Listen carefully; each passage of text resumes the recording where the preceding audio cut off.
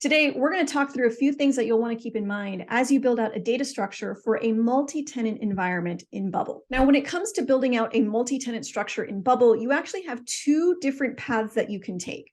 You can either build everything out within a single application. So this is one database that is shared between all of your organizations.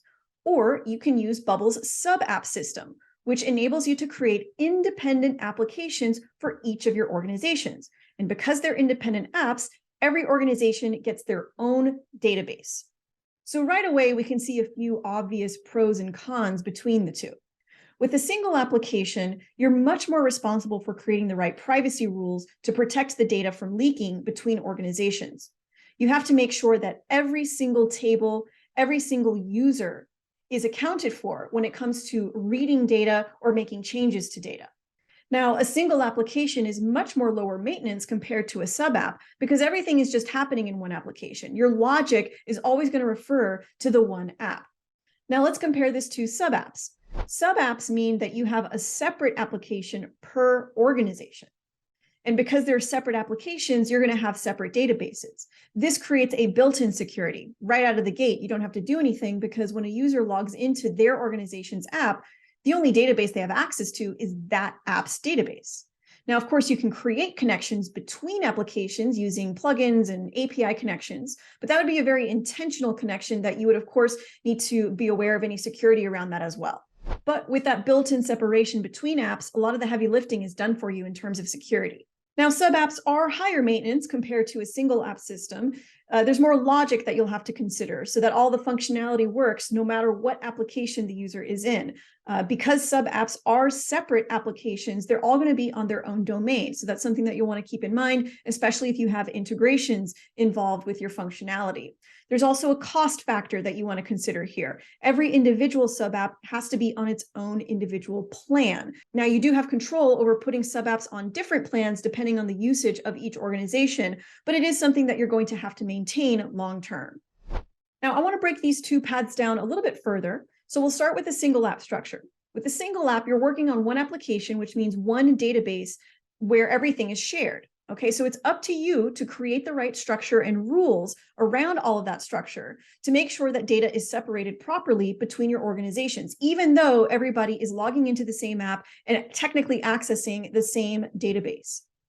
What you want to do here is create an organization data type. This is going to store all the top level information about that organization.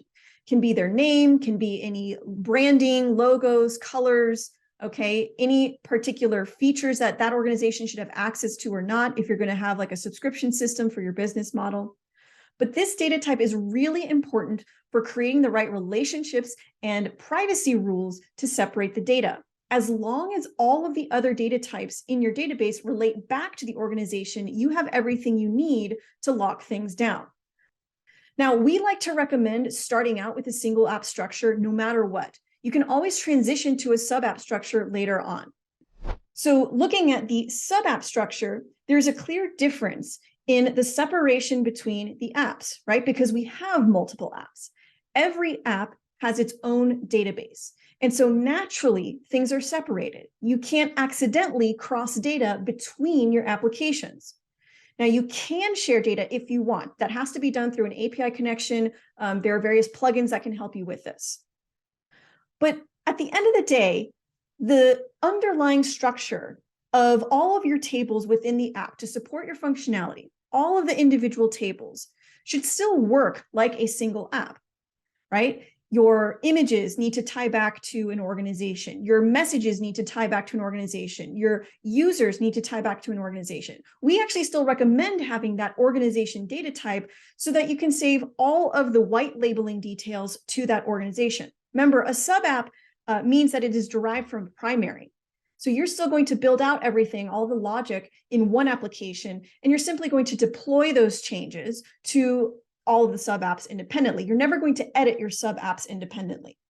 Again, no matter what path you're going down, whether it's a single app system or the sub-app system, you want to make sure you build out that top-level organization data type. That's the key to everything. That's going to allow you to connect all of the other tables to a single organization record so that you can create all of the rules you need around accessing data properly.